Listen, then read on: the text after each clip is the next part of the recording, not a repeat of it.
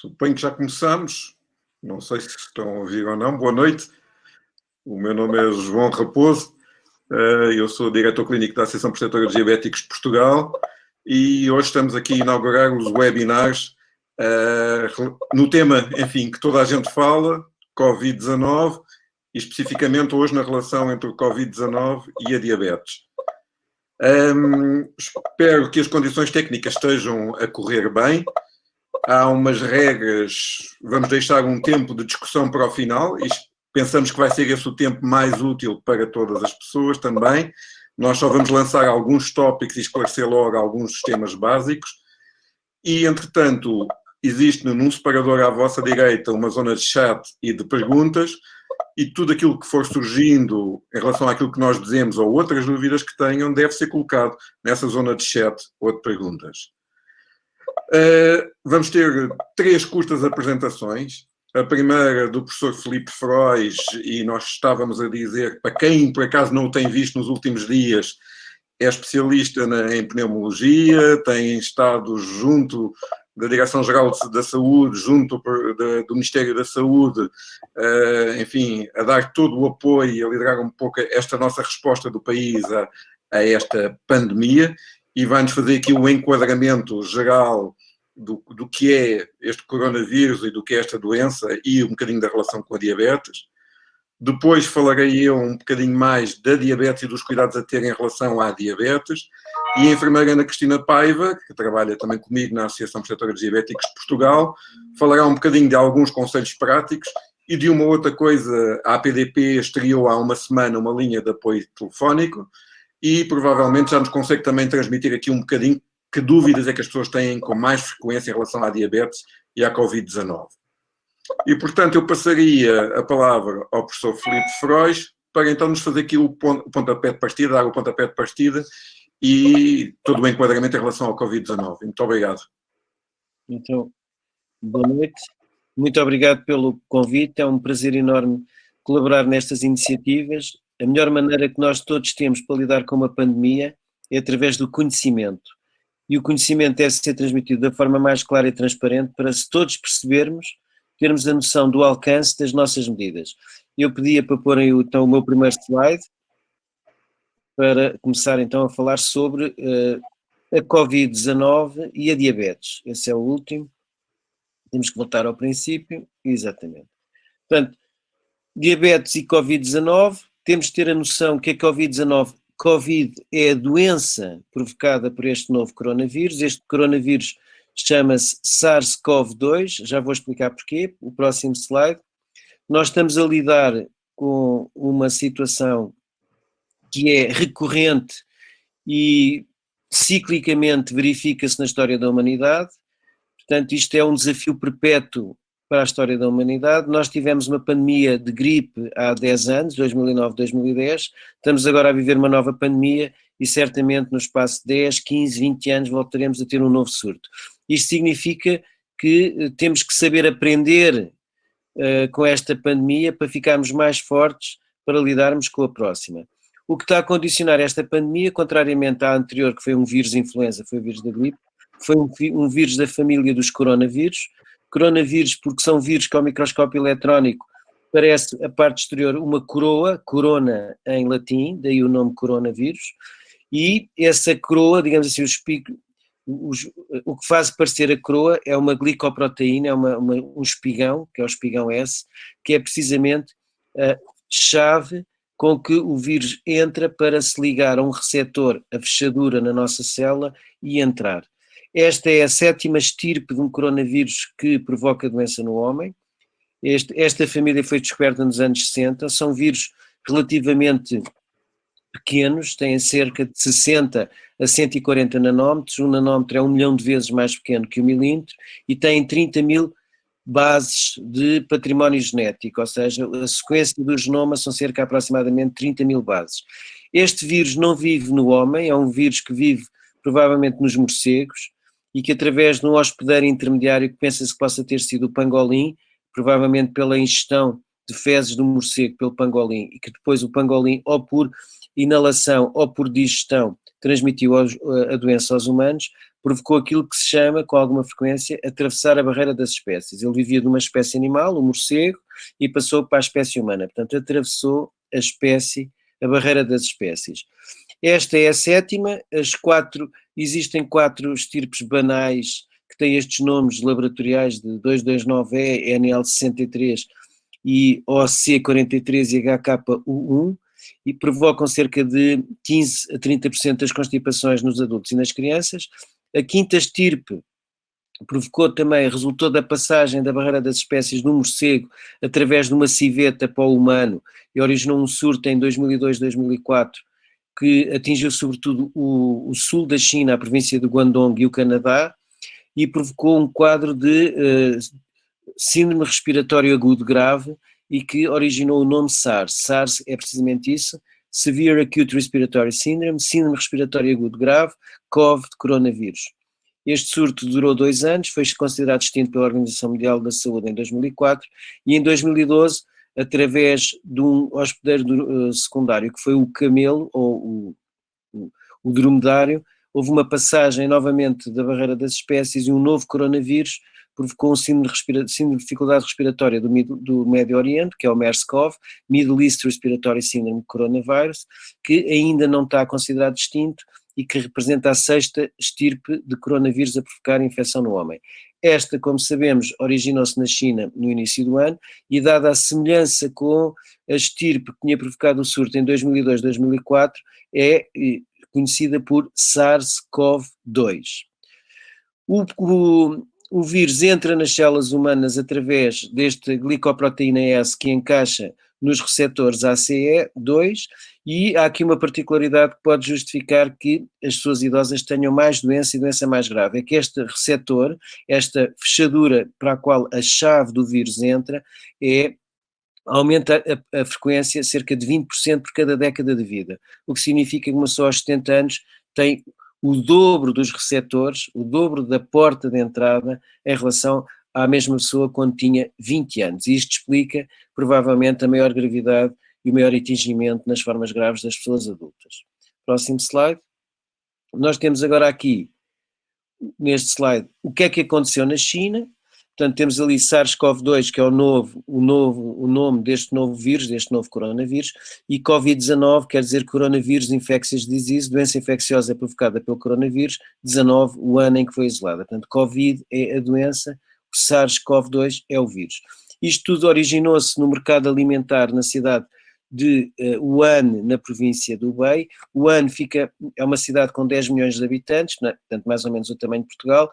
Na província de Hubei, que tem 60 milhões de habitantes, curiosamente é a população da Itália, fica no centro da China, um grande entreposto comercial, e o que se verificou foi que no final do ano foram detectadas muitas pessoas, algumas dezenas de pessoas, com uma pneumonia diferente do habitual, que tinham todos como relação o facto de serem ou trabalhadores ou clientes habituais deste mercado alimentar.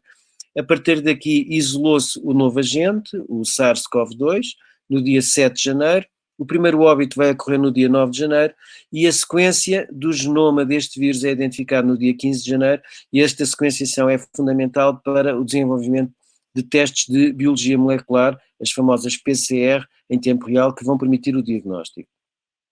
Apesar da grande contenção, como vocês podem ver no gráfico, houve um aumento exponencial de casos, atingiu-se um pico e depois diminuiu. Isto foi em resultado da contenção que foi aplicada na província do Hubei, mas de qualquer maneira, antes da contenção, houve muitas pessoas que saíram e a saída dessas pessoas originou a exportação de casos para muitos países do mundo, de que resultou cadeias de transmissão em todos os continentes e a declaração do estado de pandemia pela Organização Mundial da Saúde. Neste momento, o epicentro já não está na China, está na Europa, já foram atingidos cerca de 3/4 de milhões de pessoas, 750 mil casos, e estão declarados mais de 35 mil óbitos, corresponde a uma mortalidade de 4,7, que é um valor extremamente elevado para os dias de hoje. O epicentro na Europa está localizado na Itália, com mais de 100 mil casos e 11 mil mortes, uma mortalidade de 11%. O segundo país mais atingido é a Espanha, quase a atingir os 90 mil casos e uma percentagem de mortalidade de cerca de 8,6%. O terceiro país em número de casos é a Alemanha, com uma mortalidade mais baixa, apesar de ter 63 mil casos, 929 têm só 560 óbitos, o que tem a ver por terem feito mais testes, e ao fazerem mais testes o denominador é maior e diminui o impacto da taxa de mortalidade. E o quarto país é a França, também numa fase crescente. Portanto, reparem bem na curva, porque é esta a curva da distribuição de uma pandemia. Próximo slide. Nós aqui temos precisamente o que é que as autoridades de saúde em Portugal pretendem. Pretendem a mitigação desta curva pandémica em azul escuro, em que o que se pretende é, através de medidas de contenção que passam por testar, isolar as pessoas infectadas e manter o distanciamento social, diminuir a área debaixo da curva, diminuir o número máximo de doentes a necessitar de cuidados de saúde e diferir ao longo do tempo a capacidade de resposta do Serviço Nacional de Saúde. Ou seja, se vocês compararem os picos, veem que numa situação pandémica normal, provavelmente em situação de pico, digamos, por exemplo, tínhamos que dar assistência a 1000 pessoas numa semana, isso punha em ruptura todo o nosso Serviço Nacional de Saúde, mas se nós tivermos que dar resposta a 1000 pessoas, por exemplo, em 3, 4 semanas, a nossa capacidade de atuar e de fazer um melhor trabalho em prol dessas pessoas é muito superior. Próximo slide. Neste slide, agora, no próximo, nós temos a transmissão e a proteção. Isto é um slide extremamente importante para nós percebermos em que medida nós devemos fazer as medidas básicas de evitar a doença em resultado dos mecanismos de transmissão. O vírus transmite-se por gotículas que nós expelimos através do falar, do tossir e do espirrar e o cantar, e portanto são uma espécie dos perdigotos da nossa saliva. Isto quer dizer que esses perdigotos, quando são emitidos, geralmente são projetados no máximo até 1 metro de distância, não ficam suspensos no ar e vão cair pela ação da gravidade, onde, digamos assim, a nossa capacidade de expelir os leva. Portanto, se nós estivermos no chão, na rua, serão expelidos para o chão, se estivermos ao pé de uma mesa, eles serão expelidos para essa mesa. Temos de ter a noção que o facto da nossa mão, dos nossos braços contactarem com gotículas infectadas, nós não adquirimos a doença. Nós só adquirimos a doença quando há contacto dessas gotículas infectadas com a nossa mucosa da boca, do nariz ou dos olhos. E, portanto, é através dos olhos, do nariz e da boca que nós desenvolvemos doença. Como levamos muitas vezes a mão à cara, daí a importância de lavarmos frequentemente as mãos, até porque nós contactamos com as superfícies para onde as pessoas doentes expeliram as gotículas e ao pormos lá as mãos ficamos com gotículas nas mãos e ao levá-las à cara desenvolvemos doença. E, portanto, se nós lavarmos as mãos sempre que mexemos em algo ou sobretudo antes de tocarmos na cara, o risco de contrair doença é muito menor. É claro que se nós estivermos contaminados e partilharmos copos, talheres, pratos, a pessoa que vai usar os pratos, os talheres e os copos que nós usamos vai contactar com a nossa saliva e também fica contaminada. Portanto, não devemos partilhar copos, talheres e pratos. E se tivermos as mãos contaminadas e lavarmos uma toalha e outra pessoa utilizar a mesma toalha, transmitimos essas gotículas para as mãos das outras pessoas, pelo que devemos evitar a utilização e a partilha de toalhas. Se uma pessoa estiver doente e nós estivermos a menos de 1 metro dela, corremos o risco que, através da fala, do espirrar e do tossir, gotículas dessa pessoa nos possam atingir no nariz, na boca e nos olhos. Portanto, se nós mantivermos um contacto superior a 1, 2 metros, ou idealmente evitar o contacto com pessoas doentes, o risco de adquirirmos a doença é praticamente nulo. Na comunidade, estas gotículas transmitem-se através de mecanismos de sedimentação gravídica e são gotículas grandes, têm um diâmetro superior a 5 micras. Quer dizer que, na pior das hipóteses, basta uma máscara cirúrgica, além das outras medidas, para evitar que a pessoa que tosse e espirra transmita micro-organismos e a pessoa, que usar uma máscara, através desta máscara, possa estar protegendo a sua mucosa da boca, do nariz e dos olhos. Portanto, não é preciso máscaras mais sofisticadas do que as máscaras cirúrgicas, até porque as outras máscaras só resultam de procedimentos invasivos na via aérea em que vão alterar as formas de transmissão. E isso só ocorre em ambiente hospitalar. Próximo slide. No próximo slide, nós estamos a ver porque é que é importante aquela medida que tem sido frequentemente anunciada na comunicação social de testar, testar, testar. Nós sabemos que há pessoas muitas vezes com formas muito discretas de sintomas que têm a doença e que transmitem a doença. E, portanto, só através da capacidade de testar é que nós identificamos essas pessoas e temos maior capacidade de intervir na geração de cadeias de transmissão. É claro que temos de ter a noção, o ideal é testar, testar, testar, mas nesta altura há uma grande procura de testes e muitas vezes países pequenos como Portugal não têm a capacidade de adquirir em concorrência, por exemplo, com um país como o Canadá ou os Estados Unidos.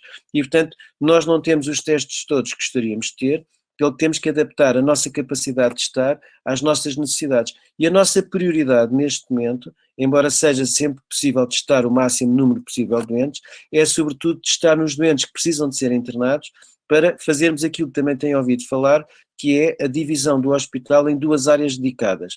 A área dedicada aos doentes Covid e a área dedicada a doentes não Covid, porque, como há diabetes e outras doenças, todas as outras doenças continuam a existir, a necessitar de cuidados e os profissionais de saúde e as instituições de saúde têm que garantir que quem necessita de cuidados de saúde não se contamine, nem corra o risco de contrair uma doença para acrescer àquela que já tem.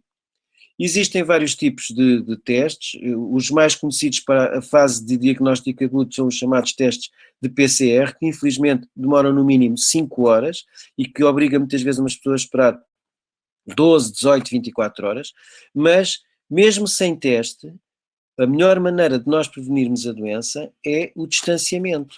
Ou seja, quando não se consegue fazer o testar, testar, testar, podemos perfeitamente fazer o conter, conter, conter. Porque se nós adotarmos aquelas medidas que eu referi no slide anterior e mantivermos o distanciamento social, o risco de nós contrairmos a doença é nulo.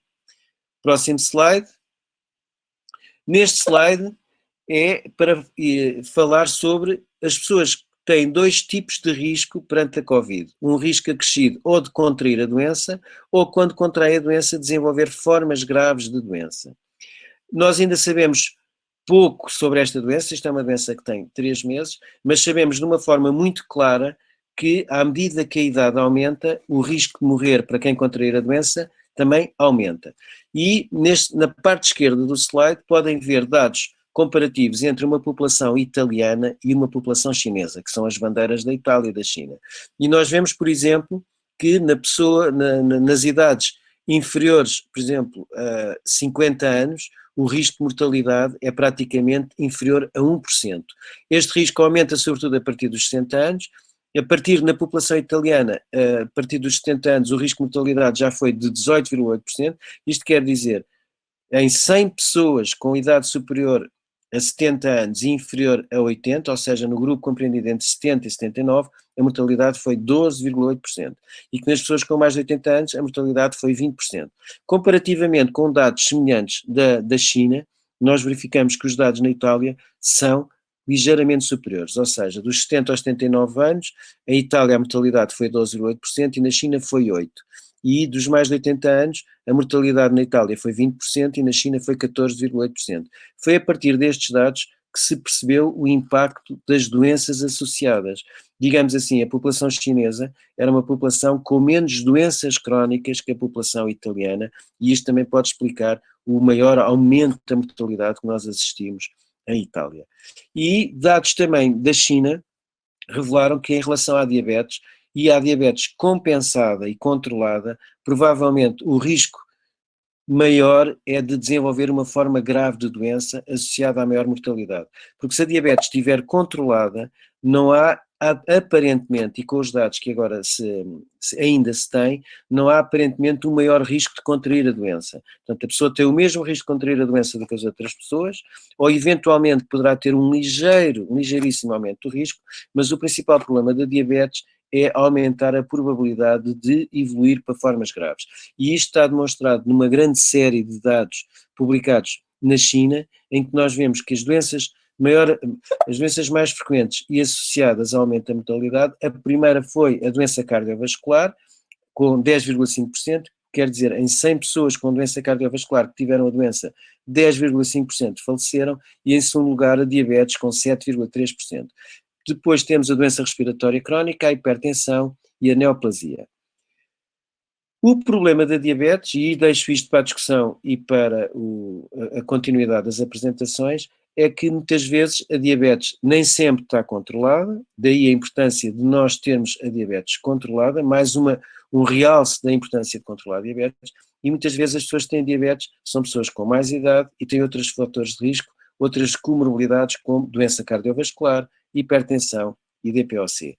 E o último slide para terminar então a minha parte, portanto, dizer-vos que nós todos temos que estar juntos na defesa individual, familiar e coletiva da nossa saúde.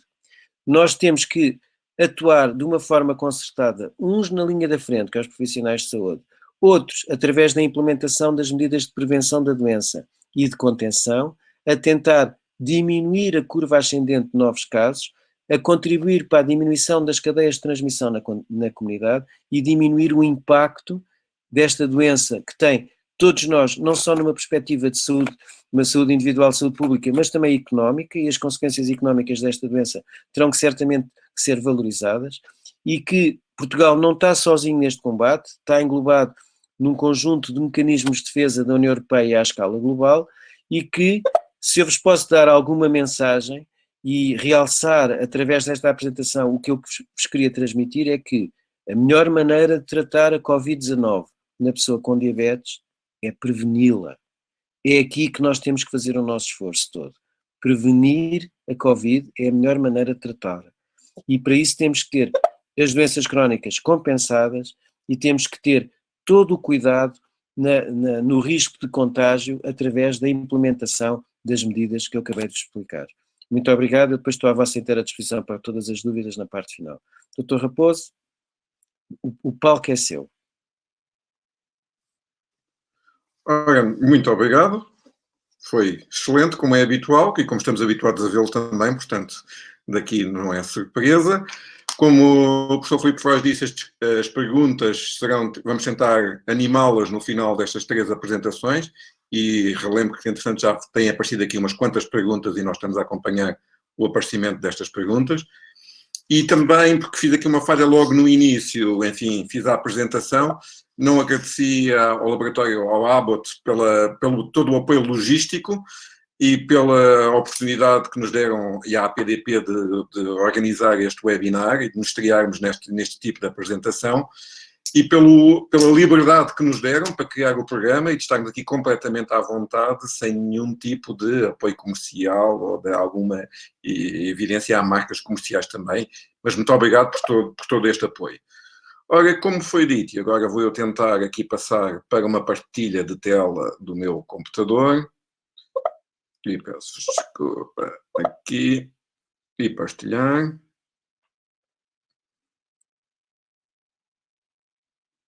E muito bem. E, portanto,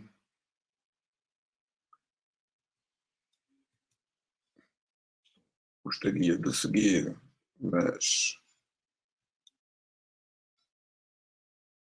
pronto, eu penso aqui do meu computador, nesta altura não passa da apresentação, apesar de termos tentado aqui, eu vou novamente. Portanto, isto aqui, a tecnologia tem ainda aqui destas coisas que nós não dominamos totalmente, apesar de todos os ensaios, janela e partilhar. Ora bem, agora sim. E, portanto, eu vou tentar também fazer aqui uma apresentação relativamente rápida sobre aquilo que é a parte médica da diabetes e da relação com a Covid-19. E tentando ir já respondendo a algumas perguntas que nos têm sido as perguntas mais frequentes nas últimas semanas. E porque temos aqui um público que nos está a ver que não são profissionais de saúde, são pessoas com diabetes, são familiares de pessoas com diabetes, são todos aqueles que prestam apoio às pessoas com diabetes. Esta pergunta também é daquelas muito frequentes. Se há diferença entre os tipos de diabetes e aquilo que nós sabemos com a Covid-19, entre a diabetes tipo 1 e a diabetes tipo 2.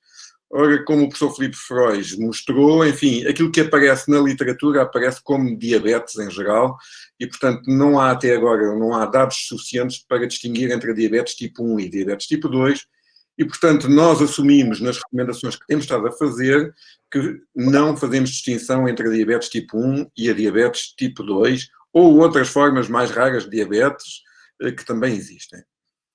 O outro fator é que, se calhar, pode haver aqui alguma diferença entre o tipo de diabetes e a idade, e isso também foi mostrado agora nos slides anteriores, e, portanto, de uma maneira geral, já é do conhecimento que as pessoas mais velhas têm um risco maior de ter também doenças infecciosas, isto já era conhecido em relação a qualquer tipo de doença infecciosa, e às pneumonias bacterianas também, e, eventualmente, também têm, dentro destas, o maior risco de ter formas mais graves de doença, como foi dito, e, portanto, provavelmente a capacidade de resistir e de ter todo o mecanismo de defesas perante as doenças infecciosas está diminuído por fator da idade e, eventualmente, está diminuído porque a pessoa, além da idade, muitas vezes tem outras doenças, além da diabetes, a tal doença pulmonar obstrutiva crónica, a insuficiência cardíaca, a hipertensão, fazem um conjunto de medicações que, de alguma maneira, enfim, condiciona um estado de saúde mais frágil e esta fragilidade que nós hoje reconhecemos como um fator importante na nossa capacidade de defesa perante as doenças. Porquê é que há o risco da diabetes e das doenças infecciosas, das doenças virais ou desta doença em especial? Com toda a honestidade, eu penso que aquilo que eu escrevi ali na primeira linha é que, enfim, nós não sabemos de certeza porque é que acontece esse risco. Desde há décadas que se fala que as pessoas com diabetes poderão ter aqui alguma alteração na sua imunidade, ou seja, na sua capacidade de defesa, mas esta é uma discussão, enfim, quase sem fim, e aquilo que o professor Filipe disse anteriormente é provavelmente o mais importante, porque muitas vezes esses estudos mais antigos comparam pessoas que tinham mau controle da diabetes, e, portanto, níveis de glicemia mais altos, e sabe-se que esses níveis de glicemia mais altos eventualmente levam a que os nossos glóbulos brancos, que são as nossas defesas perante a maior parte das infecções, funcionem pior. E, portanto, este sim é que será não tanto o facto de termos diabetes que nos condiciona o risco de ter mais doenças infecciosas ou dentro das doenças infecciosas maior gravidade, mas é a diabetes mal controlada, as outras doenças mal controladas que nos vão condicionar menor capacidade de resistir às doenças infecciosas. E, eventualmente, este estado de açúcares mais altos, desta hiperglicemia, também nos condiciona no nosso organismo, ficamos com aquilo que se fala hoje como mais inflamação, e quando estamos com mais inflamação, de alguma maneira, isto pode também dar-nos uma maior tendência para ter as formas mais graves da doença. Então, o que fazer? E parece-me óbvio que aquilo que nós temos que fazer é melhorar o controle. Ou, quem tiver um bom controle, manter o bom controle. E aqui isto também é importante para comparar um bocadinho, se calhar, as diferenças que temos visto entre a Itália e a China e a mortalidade. Portanto, são populações diferentes, se calhar temos fatores genéticos que são diferentes, mas temos grupos etários diferentes e não sabemos os níveis de controle nem a proporção relativa de pessoas com diabetes tipo 1 e diabetes tipo 2. E, portanto, aquilo que nós queremos é que realmente as pessoas mantenham um bom controle, os níveis do açúcar no sangue bem controlados, manter-se bem hidratado, porque de alguma maneira também os níveis de hiperglicemia, os níveis do açúcar do sangue mais altos, levam à desidratação, à perda de água por parte do organismo, e que sigam exatamente todos os conselhos gerais que são dados à população em geral e que são aqui tão importantes ou mais importantes ainda que a população em geral. E que os conselhos sejam estendidos a todas as pessoas que estão à vossa volta, porque isso sim é importante, é aquilo que foi falado exatamente na comunicação anterior. O que é que temos mais para fazer nesta altura? Aumentar a vigilância das glicémias, para perceber se estamos a manter um nível de controle adequado. E sabemos que isto pode também condicionar, nem todas as pessoas têm acesso a um número de tiras testes suficientes, e, portanto, está na altura de renovar, provavelmente, o pedido de receituário de mais tiras-teste para quem faz a picadinha no dedo. Isto é importante para manter a sua vigilância das glicémias. Para quem usa um sensor de glicémia, é relembrar que é importante passá-lo muitas vezes por dia para perceber as tendências, para verificar onde é que estão os valores também. E depois não é só olhar para o valor da glicémia, é preciso saber tratar as hiperglicémias, os valores altos, e, portanto, temos de nos relembrar, para quem não andava com tão bom controle, que é importante saber baixar os valores da glicémia. E depois, estranhamente, porque muitas pessoas que andavam com valores altos e agora que eventualmente se assustaram mais com esta pandemia, passaram a tratar melhor a sua diabetes e passaram a ter mais hipoglicémias do que tinham anteriormente. e provavelmente, se calhar, já não se lembram tão bem como é que se tratavam as hipoglicémias e, portanto, é importante também rever o tratamento das hipoglicémias, como é que tratamos os valores baixos do açúcar no sangue.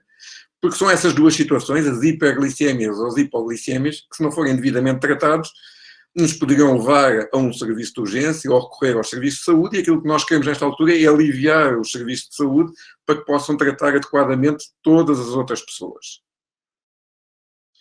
Então, o que fazer para controlar? Saber variar as doses de insulina. Portanto, quem utiliza insulina como base do seu tratamento, relembrar qual é o esquema que tem, como é que devem variar as doses de insulina para cima ou para baixo, de acordo se têm hiperglicémias ou hipoglicémias. Verifiquem se podem contactar a vossa equipa de saúde para que vos ajude a relembrar estes conselhos. Saber o que se come e o efeito que isto tem nas glicémias. Muitas das pessoas agora estão a comer de maneira diferente daquilo que era o seu habitual. Muitas pessoas estão em casa ou, se estão a trabalhar, têm um acesso diferente à comida. E, portanto, têm que perceber que entre o stress, o trabalho diferente, o estar em casa, tudo isso faz variar as glicémias de maneira que não sabiam controlar anteriormente e, portanto, temos que saber como controlar as glicémias perante o estado atual, onde estamos e o que fazemos. Para quem faz medicação oral, normalmente tem menos flexibilidade para ajustar a medicação. E neste caso, se verificarem que os seus valores do açúcar no sangue estão diferentes daquilo que é habitual, provavelmente é necessário contactar a equipa de saúde para tentar fazer algum ajuste no aspecto da medicação oral. E o que fazer aqui em caso de doença, também só com conselhos gerais? Bom, vigiar ainda mais as glicémias. Para quem tem diabetes tipo 1, pode ser importante vigiar os níveis de cetona no sangue e, portanto, verifiquem se têm um fornecimento adequado das tiras que permite verificar os níveis de cetona. Hidratar e controlar as glicémias. Em relação à medicação, há aqui, para quando se está doente, isto quando se fala aqui de doença, é no caso de estar com febre, no caso de estar, enfim, com qualquer tipo de infecção, não exclusivamente com o Covid, só relembrar que há alguma medicação que deve depois ser discutida com a equipa de saúde. E, portanto, quem faz metformina tem que verificar depois isto, eventualmente, nos nomes da medicação, porque estes não são os nomes comerciais, até porque há muitas marcas com este tipo de medicação, mas quem faz metformina, empagliflozina, dapagliflozina, canagliflozina, as outras medicações que estão aqui, pode haver necessidade de ajustar as doses do que estão a fazer nesta altura em que a pessoa está doente. E, portanto, não devem mexer nesta medicação a não ser com o conselho da equipa de saúde, mas relembrar as equipas de saúde que estão a fazer essa medicação. O outro conselho importante é que devem andar sempre convosco com o nome de toda a medicação que fazem. A medicação da hipertensão, a medicação do colesterol, é daquelas coisas típicas que nos parece que nós nunca nos vamos esquecer do nome da medicação, mas num momento de stress, devo dizer que é terrível quando se chega ao pé de um médico, de um enfermeiro, e começamos a dizer: eu sei que é aquela embalagem branca com letras amarelas, ou que é um comprimido branco com uma risquinha, e não nos conseguimos lembrar do que é. Poupem esse momento difícil e tenham sempre convosco a lista dos medicamentos junto com a vossa identificação. Isto pode ser muito importante no momento em que a pessoa precisa de ajuda.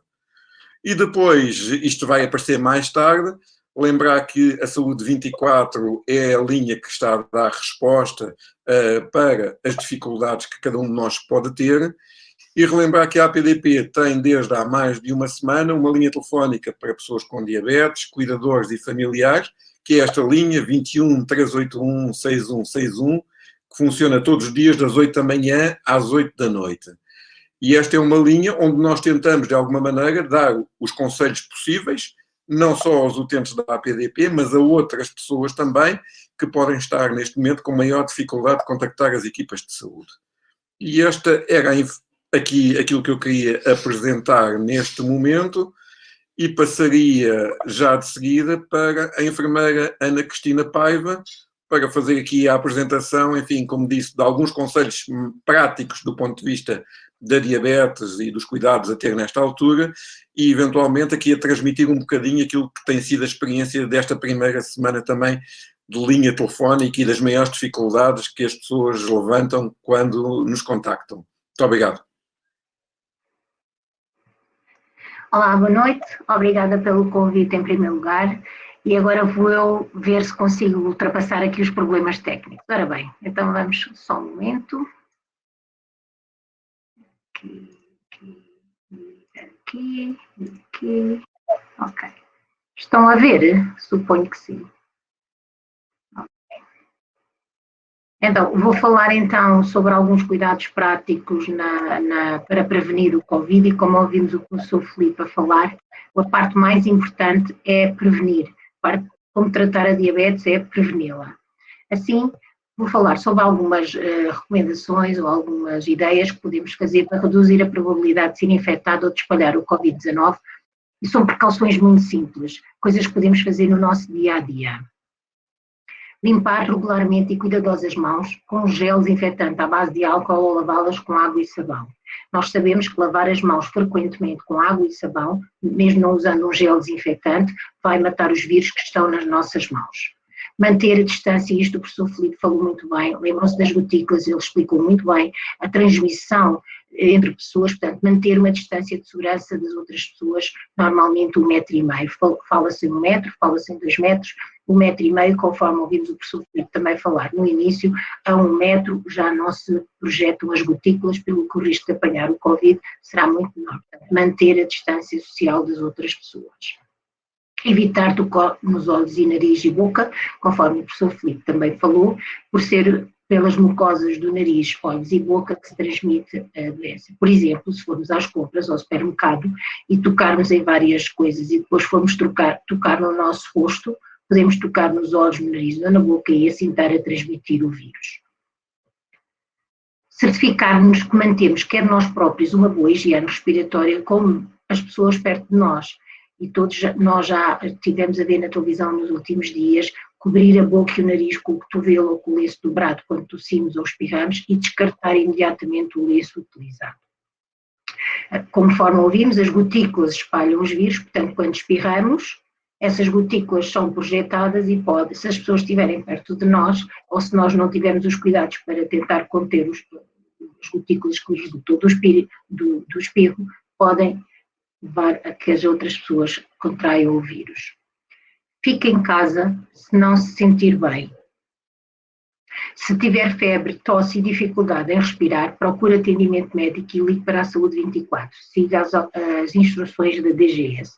As autoridades nacionais e locais têm as informações mais atualizadas sobre a situação na sua área. Ligar com antecedência vai permitir que a equipa de saúde o direcione rapidamente para o sítio certo. Ainda, limpe diariamente as superfícies e os objetos em que toca com frequência. Bancadas, interruptores de portas, maçanetas das portas, fechadores dos armários e usando produtos de limpeza domésticos comuns e água. Limpe os seus dispositivos eletrónicos, o telefone, os tablets, os portáteis, os teclados, com produtos de limpeza adequados. Siga sempre as instruções do fabricante para todos os produtos de limpeza e desinfecção para não avariar, por exemplo, um dispositivo eletrónico. Quando estiver a limpar, por exemplo, o telefone, os telemóveis especialmente, que são uma coisa que nós pousamos, por exemplo, em cima de uma bancada, se essa bancada não estiver limpa, podemos estar a apanhar o vírus que estava lá e que tem alguma duração nas superfícies, especialmente se for uma superfície metálica. O doutor professor Raposo falou que nós temos uma linha telefónica e muitas têm sido as perguntas que nos chegam. Aliás, esta apresentação que vos estou a transmitir é muito baseada nas muitas perguntas que temos ouvido e vou-vos agora também transmitir mais algumas delas. Uma das perguntas que nos têm feito tem a ver com a água do abastecimento público. Se pode beber a água do abastecimento público? Não há evidências que o vírus se tenha espalhado pelo abastecimento da água e, de facto, aquilo que tem acontecido e aquilo que temos visto e lido é que o tratamento da água até leva à morte dos elementos patogénicos. Outra pergunta é: se estou doente e estou preocupado com a possibilidade de ter contraído o Covid, se devo recorrer ao serviço de emergência da minha área de residência? O que nós dizemos é: se tiver sintomas leves, é importante aconselhar-se com a sua equipa de saúde. Telefone para a sua equipa de saúde a perguntar. Se tiver febre, tosse, falta de ar, ligue para a Saúde 24 antes de se dirigir a qualquer estabelecimento de saúde. Outra pergunta tem a ver com as máscaras, e aqui nas perguntas no chat já estamos a ver aqui várias perguntas relacionadas com as máscaras. Neste momento e na fase de mitigação em que estamos, sempre que entrarem numa área de saúde, ser-vos-á dada uma máscara para circularem dentro da área de saúde. As máscaras faciais ajudam a evitar a disseminação da infecção daqueles que estão doentes para outras pessoas. No entanto, deve usar a máscara facial quando a equipa de saúde o recomendar para si. Uma máscara vai proteger as outras pessoas do risco de serem infectadas, mas também é crucial para alguns profissionais que trabalham com pessoas que estão infectadas. No fim da apresentação irei mostrar-vos como colocar e descartar corretamente uma máscara cirúrgica. Alguns cuidados gerais, como já falámos anteriormente, mas agora com o visual que nos ajuda às vezes a perceber um pouco mais estas informações. Quando espirrar ou tossir, tape o nariz e a boca com um lenço de papel ou com o interior do seu cotovelo, deite de imediato o lenço no lixo. Não reutilizem o lenço. Lavem frequentemente as mãos com água e sabão ou use uma solução à base de álcool, principalmente antes de comer e depois de estar em público. Esta lavagem das mãos é no mínimo 20 segundos. Costuma-se dizer que é o tempo de cantar os parabéns a você. Aproveitem. Quando espirrar ou tossir, tape o nariz e a boca, deite o lenço no lixo. Já vos tinha dito o que eu queria dizer agora, era não partilhe comida, utensílios, copos e toalhas. O professor Filipe também fez referência a este assunto. E evite o contacto próximo com pessoas com infecção respiratória. Se vir que alguém está visivelmente doente, a tossir ou a espirrar, mantenha a sua distância. Quando estão em transportes públicos, mantenham a distância de segurança das outras pessoas, ou então, se não conseguirem manter essa distância de segurança, o que podem fazer é ficarem de costas, tentarem se afastar ou ficarem de costas para a pessoa que está mais próximo de vós. Que impacto é que o coronavírus pode ter nas pessoas com diabetes? O professor Raposo acabou de explicar. Os sintomas do coronavírus são muito semelhantes aos da gripe, incluem, portanto, febre, tosse, falta de ar, cansaço. Assim, o impacto do coronavírus numa pessoa com diabetes é também igual ao da gripe. Isto é, afeta a compensação da diabetes, daí a necessidade de atempadamente terem também em casa a medicação necessária. A medicação a ter em casa, como em qualquer situação, é a quantidade suficiente para um mês, assim como material para a autovigilância de diabetes e toda a medicação que toma habitualmente para outras condições, como o professor Raposo também falou.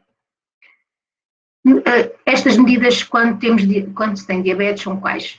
Novamente, manter-se hidratado, controlar a sua glicemia, controlar a sua temperatura. Se tem diabetes tipo 1, está na altura, se não tem em casa, de pedir ao seu médico para passar o receituário e renovar o receituário da pesquisa dos corpos tónicos e siga a recomendação da sua equipa de saúde. A Sociedade Portuguesa de Diabetologia também nos diz: à comunidade de pessoas com diabetes, aconselha-se manter no domicílio, reduzindo o número de saídas ao mínimo possível, evitarem multidões e aglomerados, tomar as precauções diárias que já falámos da distância de segurança, evitar o contacto com pessoas doentes, com condição de tomatologia, lavar frequentemente as mãos, não partilhar comida, manter-se hidratado e, perante o aparecimento de sintomas, o apoio da Saúde 24, o 808 242424, ou a nossa linha telefónica que está a funcionar das 8 da manhã às 8 da noite e que é o 21 381 6161.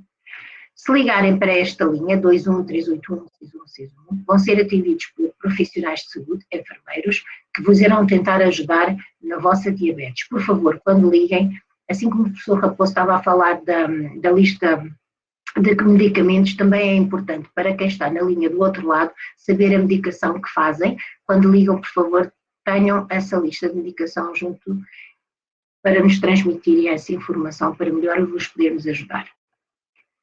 Vamos todos ficar bem e agora vou sair da apresentação para vos mostrar como colocar corretamente a máscara e depois iremos para as questões. Só um momento, ver se eu consigo voltar.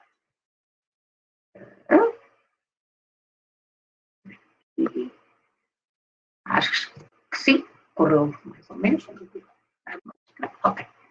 Então, para aqueles que necessitam de colocar máscara, há sempre a dúvida de qual é o lado da máscara que temos de colocar. Eu vou tentar mostrar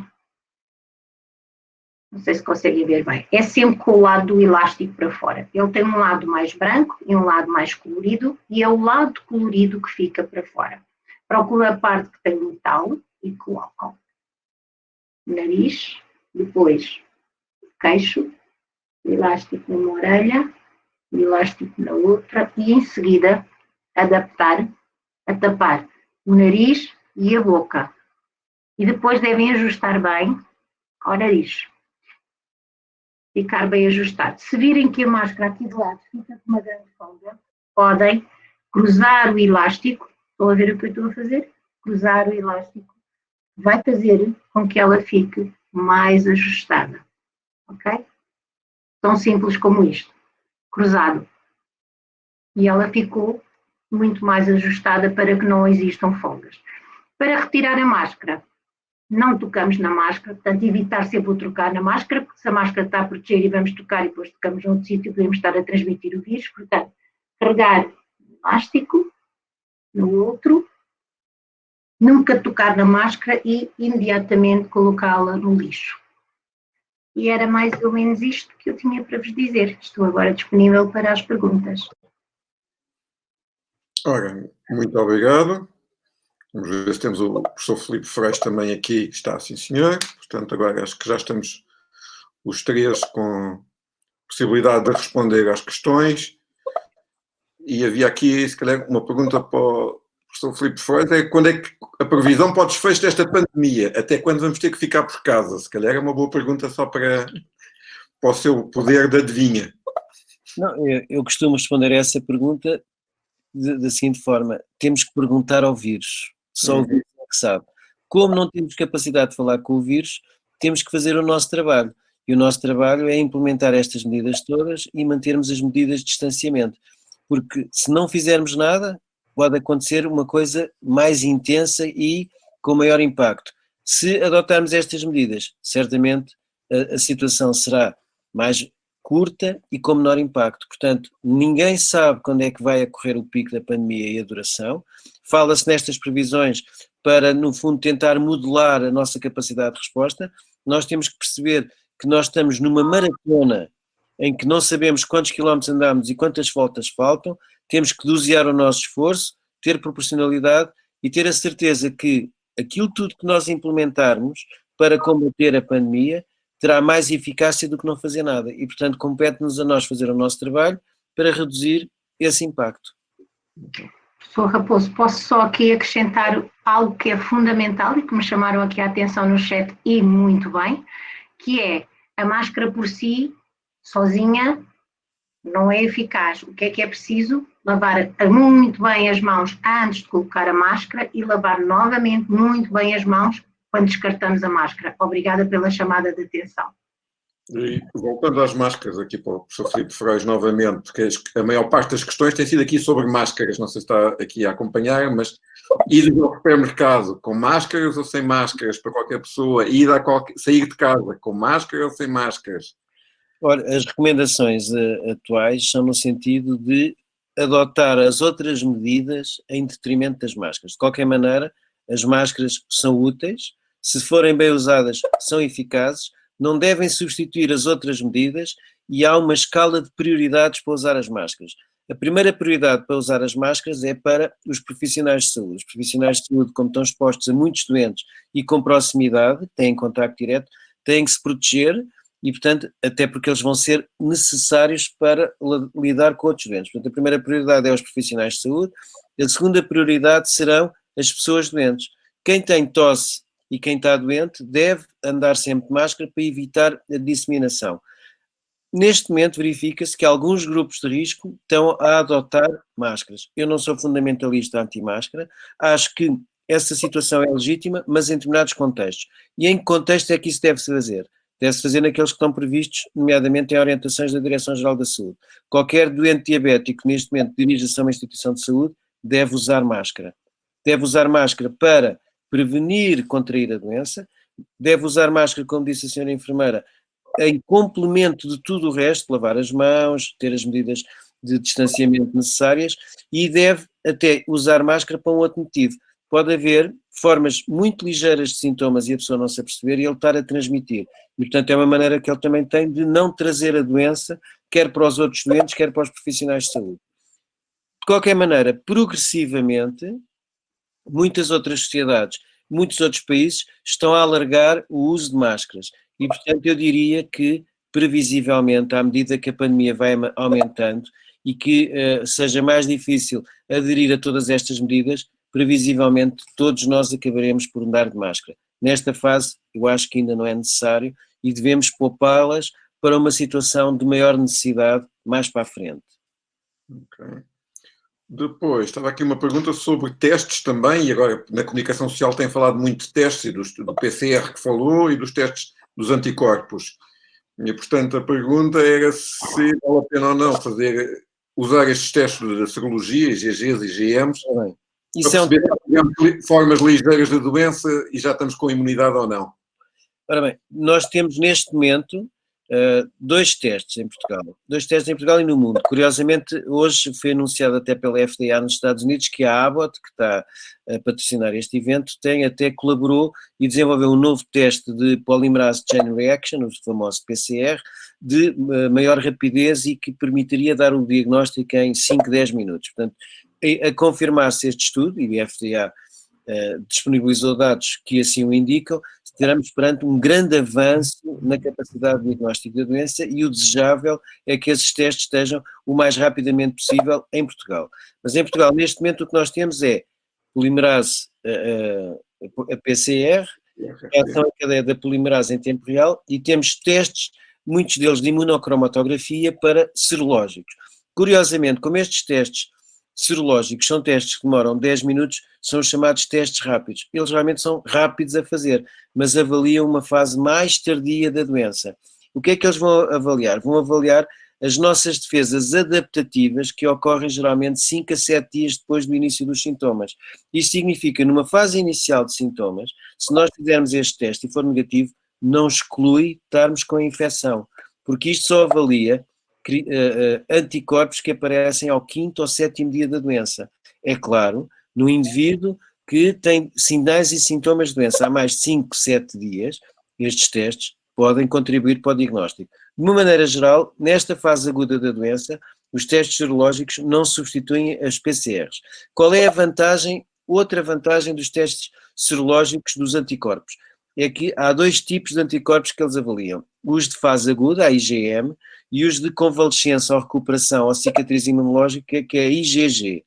Portanto, uma pessoa, se tiver um de fase aguda negativa e um de fase de convalescência recuperação positiva, significa que à partida teve a doença, recuperou da doença e está imune.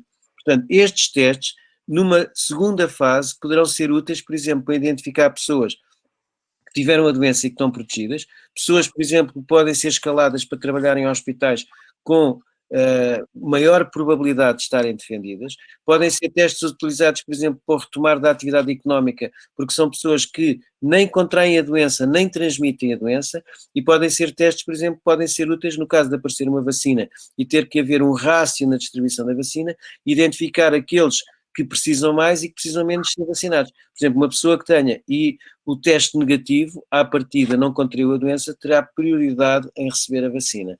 Portanto, é este o ponto da situação dos testes. Se calhar ainda continuamos consigo, desculpa, mas isso é ter um especialista da área aqui, aproveitar aqui o não endocrinologista e não enfermeira de diabetes, e portanto temos agora se calhar aqui questões sobre terapêutica. Havia aqui questões sobre tratamento da febre e a utilização dos anti-inflamatórios tipo ibuprofeno, é uma questão frequente também. A medicação da hipertensão, os IECAs e os ARAs, enfim, e estava aqui a aparecer esta questão agora da cloroquina, hidroxicloroquina, que é algo que tem aparecido muito agora na comunicação. Eu posso responder de uma forma rápida a todas essas situações.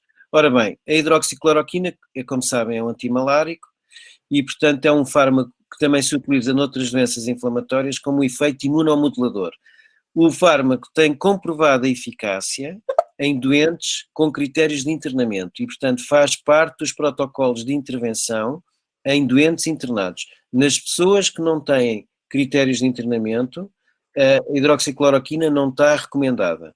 E, portanto, o que está recomendado é a utilização nas pessoas que têm formas moderadas graves que precisam deste fármaco para tentar diminuir a resposta inflamatória sistémica, que muitas vezes é prejudicial e que agrava a lesão. Portanto, a hidroxicloroquina, neste momento, faz parte terapêutica standard desta situação. Não é um fármaco específico, mas é um fármaco que ajuda a controlar a resposta inflamatória. Um outro fármaco que se tem vindo a falar é a associação da hidroxicloroquina com a azitromicina ou a litonavir, ritonavir. E o que nós sabemos é que isso é só para regimes de internamento. Em relação às formas ligeiras de doença, como é que se trata? O fármaco indicado para o alívio da febre é o paracetamol. Houve algumas dúvidas sobre o risco do ibuprofeno poder estar associado a formas mais graves de doença. Esse risco foi identificado em alguns estudos que as pessoas que faziam ibuprofeno tinham maior risco de formas graves. De qualquer maneira, e embora a resposta não tenha sido definitiva, as pessoas que fazem ibuprofeno de uma forma mantida no controle das suas doenças devem-no manter. No meu caso, eu recomendo que perante uma situação de febre, o fármaco número 1 a utilizar será o paracetamol e vamos, sempre possível, utilizar em alternativa o paracetamol aos outros anti-inflamatórios não esteroides. Embora, como sabem, houve um parecer quer da Sociedade Espanhola, quer do Infarmed, no sentido de quem fazia o ibuprofeno poder-lo manter. Em relação aos antihipertensores, e nomeadamente aos fármacos que atuam nos receptores ARA2, como a losartan, a olmesartan, telmisartan, pensa-se que esses fármacos podiam contribuir para o aumento dos receptores ACE e estar associados a um aumento da gravidade. Já houve várias declarações das sociedades, quer americana, quer dos Estados Unidos, sobre essa situação e, à semelhança do que foi dito aqui na diabetes, o pior é ter a hipertensão descontrolada e quem tem essa medicação pode mantê-la. De qualquer maneira, e eu até já referi isto numa outra entrevista, uma das linhas de investigação era a utilização desses fármacos por via inalatória para administrar diretamente no pulmão para bloquear os receptores ACE2 do pulmão e impedir a entrada do vírus. Esses fármacos não existem em via inalatória, pelo que estão a ser desenvolvidos e eventualmente será uma possibilidade de utilização. Portanto, grosso modo, paracetamol, sim, sempre. Hidroxicloroquina nos doentes internados em associação com a azitromicina ou com a ritonavir, que é o famoso Caletra, peço desculpa pelo nome comercial, e em relação aos antihipertensores e aos antidiabéticos, manter as terapêuticas habituais. O pior que nós podemos ter é comorbilidades descompensadas. Comorbilidades descompensadas é que aumentam o risco de se contrair a doença. Ok. Muito obrigado. Agora aqui um conjunto de questões que têm a ver com acesso às tiras-teste, aos testadores e à dificuldade que algumas pessoas têm em algumas regiões do país em ter um reforço do número de tiras-teste. E aí realmente tem que se insistir, enfim, a APDP e as sociedades científicas podem tentar aqui fazer um reforço, apelando a que seja facilitado o acesso à prescrição das tiras-teste. Há aqui também algumas questões da dificuldade em ter nas farmácias a disponibilização fácil de tiras, de sensores de alguma medicação, e sabemos que o circuito de distribuição eventualmente pode estar nesta altura um pouco mais lento, mas não se é reconhecido haver falhas definitivas de nenhuma medicação neste momento. Mas, no entanto, se as pessoas tiverem, e a recomendação que nós fazemos sempre é que as pessoas tenham pelo menos um mês de terapêutica e um mês do material que é necessário, e nesta altura talvez um pouco mais do que isso, e portanto estarem sempre a ter a certeza que têm este estoque, e isto era aquilo que era recomendado anteriormente já para as pessoas com diabetes ou as pessoas que têm doenças crónicas. E insistirem logo com as respectivas farmácias no sentido de verificarem se conseguem repor os seus níveis daquilo que é necessário normalmente. Depois, há a questão que a enfermeira Ana Cristina também falou sobre a dificuldade e saber se estas pessoas com diabetes devem ficar de baixa ou não em casa, porque a recomendação que havia ou que existe nesta altura não fala claramente que há indicação para dar baixa a estas pessoas. A APDP tem defendido que as pessoas, pelo menos com diabetes e a partir dos 60 anos, deveriam ficar em casa. Também não sei se o professor Filipe Ferraz quer juntar aqui alguma coisa a este comentário, porque a recomendação geral estávamos acima dos 70 anos para a população ficar em isolamento, e aqui era no caso de ter uma doença crónica, no caso da diabetes, acima dos 60 anos, poder ficar em casa, mas aí claramente é necessário a baixa médica, e isso como promoção de saúde, como prevenção até, mais do que ser por doença, e esta é uma questão que tem sido difícil de resolver. Eu posso só acrescentar que nós temos esse problema também com profissionais de saúde, e nós temos profissionais de saúde com outras patologias além da diabetes e que também representam um risco acrescido, sobretudo de gravidade, quando contraem as doenças.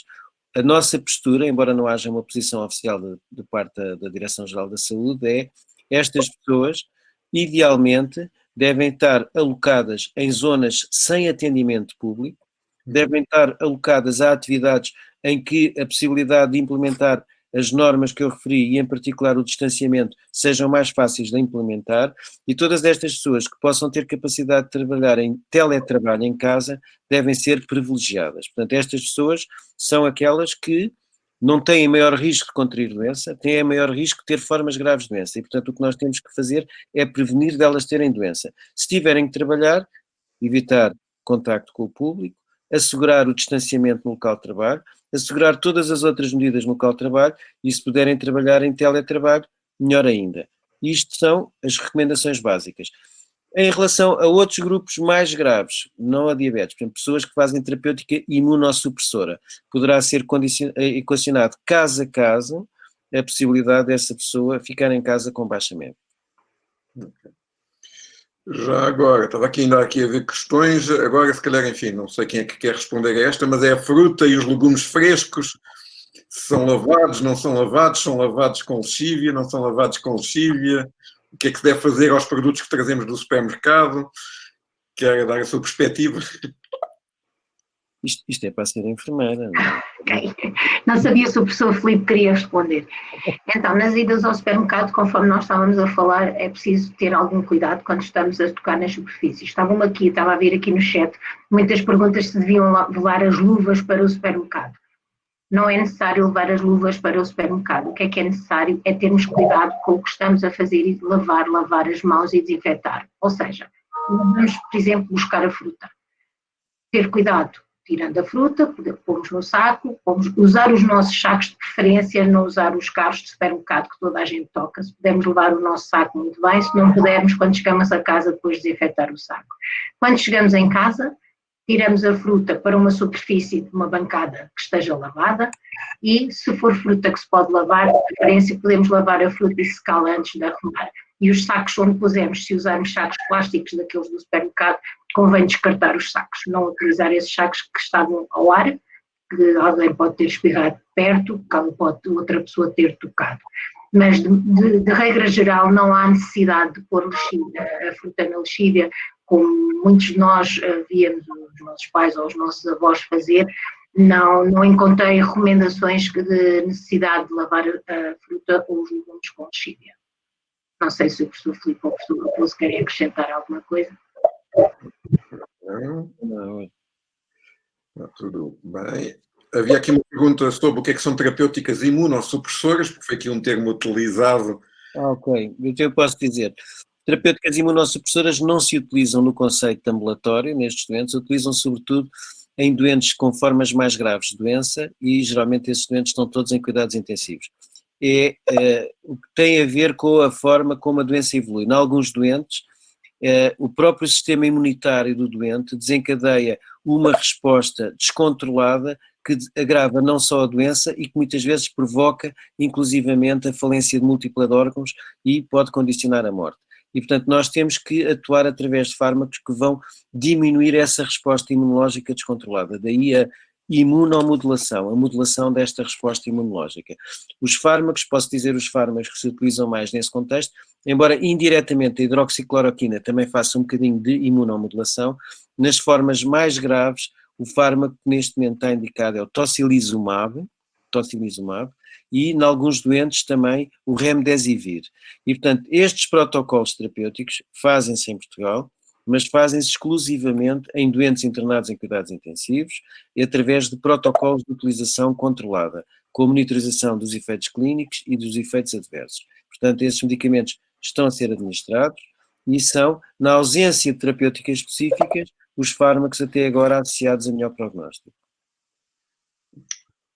Aqui têm surgido algumas questões, e, enfim, também sei que houve alguns problemas técnicos, algumas pessoas não conseguiram ver as apresentações, bloqueava o computador, enfim, mas de uma maneira geral acho que correu bastante bem até agora, pelo menos, mas sobre os tipos de diabetes e o risco de ter formas mais graves, e aquilo que nós dissemos é que, enfim, não há aqui uma diferenciação entre tipo 1, tipo 2, geladas, de uma maneira geral falamos de diabetes, de qualquer tipo de diabetes e da necessidade de estar com a diabetes bem controlada.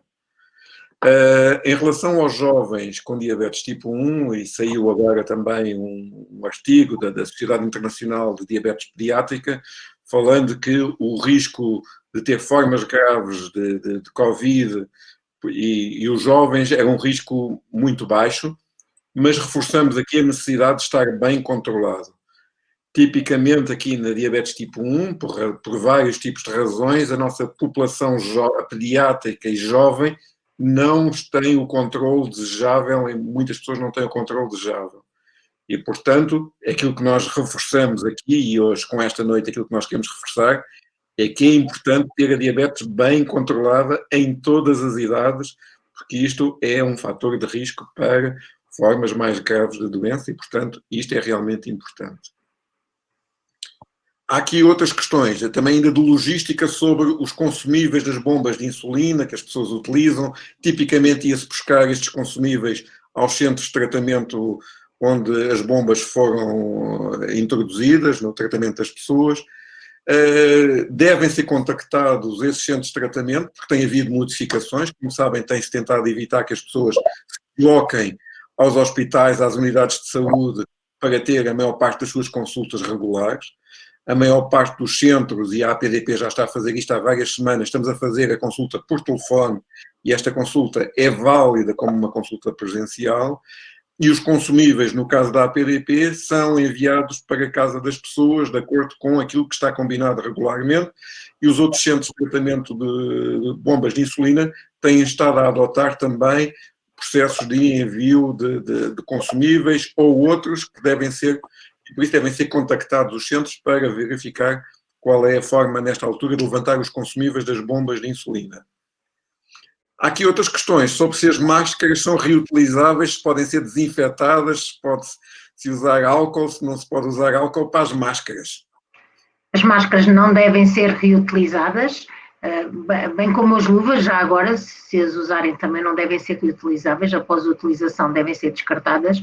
As máscaras a mesma coisa. O que a Organização Mundial de Saúde e a DGS também dizem é 4 a 6 horas, ou se a máscara estiver úmida. Eu por acaso, posso acrescentar aqui, os americanos, que também estão a atravessar um problema grave de máscaras, publicaram recentemente um artigo sobre o que não se deve fazer, que é a reutilização de máscaras. E então, mas puseram lá uma situação de emergência, e portanto, isto não se deve fazer, mas há um artigo americano que fala sobre a reutilização de máscaras. E eles dizem várias maneiras de reutilizar as máscaras, e as duas mais frequentes é a colocação num forno, se não me engano, a 70 graus durante 30 minutos, ou então deixar ao sol a secar durante 3 dias.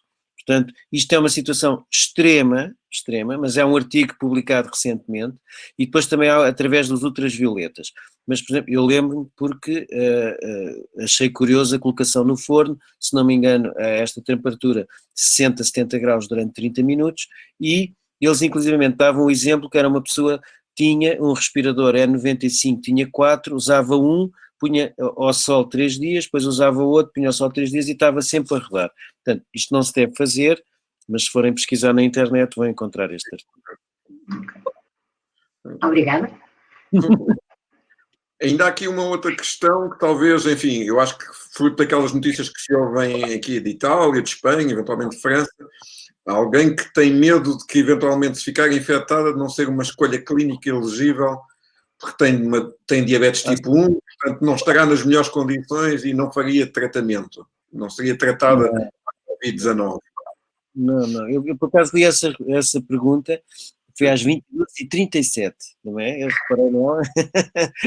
E, por acaso, era uma pergunta que eu até queria abordar para dizer que não é este o risco, digamos assim, a alocação de recursos de saúde às pessoas baseia-se em critérios éticos, de transparência, muito claros, muito rigorosos, muito auditados e de utilidade ou futilidade terapêutica. Não é o facto de ter diabetes que condiciona qualquer decisão neste sentido. Portanto, a senhora pode estar perfeitamente descansada. E depois há aqui também umas perguntas sobre o que é diabetes controlada. E, portanto, diabetes controlada é ter os valores do açúcar no sangue o mais perto do que é o normal ou daquilo que, com a equipa de saúde, foi discutido o que é o seu valor-alvo de açúcar no sangue. Ou seja, esta também é daquelas questões que nós na diabetes tentamos responder com uma resposta única que não é verdade para todas as pessoas. O valor desejável de uma criança, de um jovem adulto, de uma pessoa mais velha, estes valores vão variando o que é que nós consideramos um valor bem controlado. E, portanto, é realmente importante que cada um saiba, de acordo com a discussão que teve na última consulta de diabetes, quais são os seus valores desejáveis, e é esse o seu objetivo pessoal, não deve ser comparado com outra pessoa, porque cada um tem uma situação particular para a qual tem os seus objetivos bem determinados. Aqui pergunta se os sintomas de Covid numa pessoa com diabetes, apareceram com a mesma intensidade e ao mesmo tempo que numa pessoa sem diabetes.